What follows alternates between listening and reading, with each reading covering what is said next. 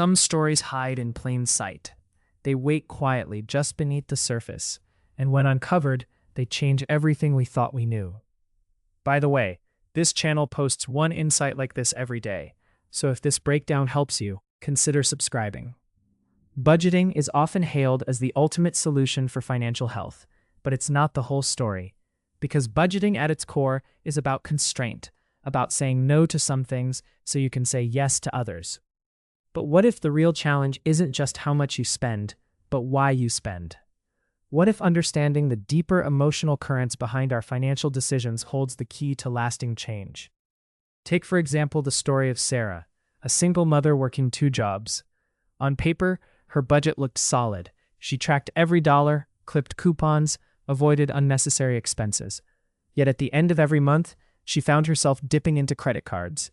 It wasn't a failure of budgeting, it was a way of coping. When stress overwhelmed her, treating herself to small indulgences like a fancy coffee or a night out with friends became a form of self-care. Not because she was careless, but because the emotional weight of her life demanded it. This brings us to a crucial insight. Our money habits are often mirrors reflecting our inner world. Fear, joy, loneliness, pride, all of these feelings shape the choices we make with money. And unless we address those feelings, any budget is like building a house on sand. Consider the concept of emotional spending, which psychologists have studied extensively. It's more than just splurging after a bad day. For some, it's a deeply ingrained pattern passed down through generations. For others, it's tied to identity or social connection. The person who splurges on high-end gadgets might be seeking status, while someone else might spend impulsively to fill a void left by isolation. Even more, the culture around us plays a big role. Advertisements don't just sell products, they sell stories about happiness, success, and belonging. And when those stories don't match reality, it creates a tension that money is supposed to fix, which of course it rarely does. Understanding this context changes how we approach financial health. Instead of focusing purely on numbers, we start asking questions like, what emotions drive my spending? What unmet needs am I trying to satisfy? How does my environment influence my choices? These are tough questions, but they open the door to real, sustainable change. We can look at real-world programs that embrace this philosophy. For instance, some financial counseling services now incorporate therapy or coaching to explore the emotional side of money management. This holistic approach has helped countless people break destructive cycles and build healthier relationships with their finances. So, budgeting matters. It's a useful tool, a starting point. But to truly transform your financial life, you have to look beneath the surface, not just at the dollars and cents, but at the story those dollars tell about you. Because when you begin to listen to that story, the fears, hopes, and struggles behind your spending, you shift from simply managing money to understanding yourself. And that understanding brings with it a kind of freedom. Freedom not just from debt or worry, but from the invisible chains that money can sometimes represent. Freedom to make choices aligned not just with your paycheck, but with your values and your sense of worth. It's a journey that requires patience and kindness, especially toward yourself, because these patterns didn't form overnight, and they won't unravel all at once. But every step toward awareness is a step toward healing. In the quiet moments, when you pause before reaching for your wallet, what do you really need? Maybe it's comfort, maybe connection, or maybe reassurance that you're enough as you are. Recognizing that need can be the beginning of a new relationship with money, one where it serves you, not the other way around. And in that space, budgeting stops being a rigid list of limits and starts becoming a gentle guide, helping you to live more fully, with intention and grace. Because in the end, the story of your money is the story of your life, and that story is always worth listening to. It's easy to get caught up in the numbers, the balance sheets, the spreadsheets, the endless calculations, believing that if only we add one more column or trim one more expense, everything will fall into place. But real transformation comes when we remember that behind every transaction, every purchase, every bill, there's a human experience. Money isn't just currency.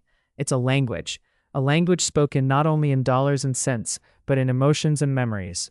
It carries with it the echoes of childhood lessons, of dreams deferred or pursued, of sacrifices made or avoided.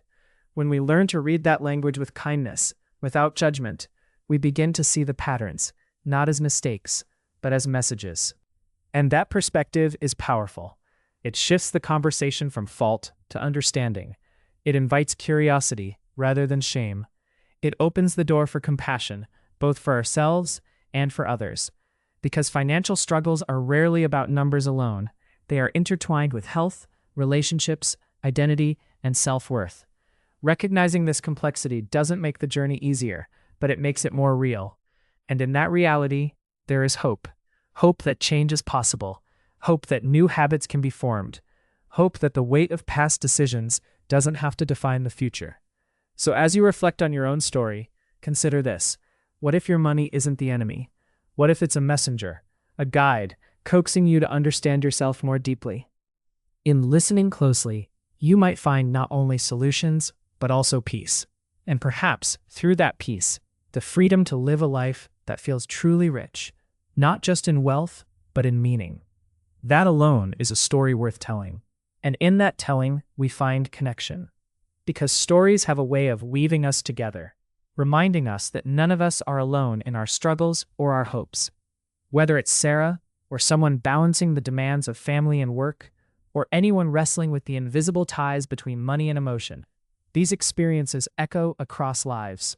It's a reminder that beneath the spreadsheets and budgets, there's a shared humanity, fragile, beautiful, often complicated, but always worthy of care. So as you move forward, may you carry with you this gentle awareness that healing your financial life is also an act of healing your whole self. And in that process, you might just discover a new kind of wealth. The richness found not in accumulation, but in acceptance, understanding, and grace. Quietly with intention, one mindful choice at a time, because sometimes the most profound transformations happen not with a grand gesture, but in the small, steady moments where we simply listen to the story, to ourselves, and to the life unfolding in front of us. And as you listen, you may notice that the story isn't just about struggle or scarcity, but about resilience, a quiet courage that propels us forward even when the path feels uncertain. It's in the moments of vulnerability that we find strength, in the spaces between transactions that we uncover what truly matters. Money, then, becomes more than a means or a measure. It becomes a mirror reflecting our values, a canvas where we paint the possibilities of who we want to be. And when we hold that awareness gently, without harsh judgment or unrealistic expectations, we begin to rewrite the narrative, not just of our finances, but of ourselves. This is not a quick fix or a one-size-fits-all answer. It's a lifelong conversation, unfolding slowly, with pauses and questions and perhaps even setbacks. But in that unfolding, there is grace, a reminder that growth is not linear, and that each step, no matter how small, carries meaning. So, in the quiet that follows, take a breath. Consider your next choice not as a test, but as an opportunity to listen a little more deeply, to treat yourself a little more kindly, to honor the complexity of your journey. Because sometimes the richest stories are the ones we tell ourselves as we learn to live with intention, compassion, and hope. And in that telling, we find a peace that no budget alone can provide. And as the days turn into weeks, and the weeks into months, these small moments of reflection become the threads of a new fabric, one woven from patience, understanding, and a willingness to embrace imperfection. There is freedom in that embrace. Freedom from the pressure to have it all figured out. Freedom from the harsh inner critic that measures worth in dollars and cents. Instead, a quieter wisdom emerges. The understanding that every financial choice is also a choice about how we care for ourselves. So perhaps the most valuable lesson here is this, that money, for all its power and complexity, ultimately serves as a tool for nurturing the life we want to lead. And that life, with all its messiness and beauty, is deserving of gentle attention. In the end, the story isn't about perfect budgets or flawless savings plans. It's about the courage to keep showing up, to keep listening, and to keep moving forward with an open heart. And that quiet courage, that ongoing conversation with ourselves, is where true wealth begins.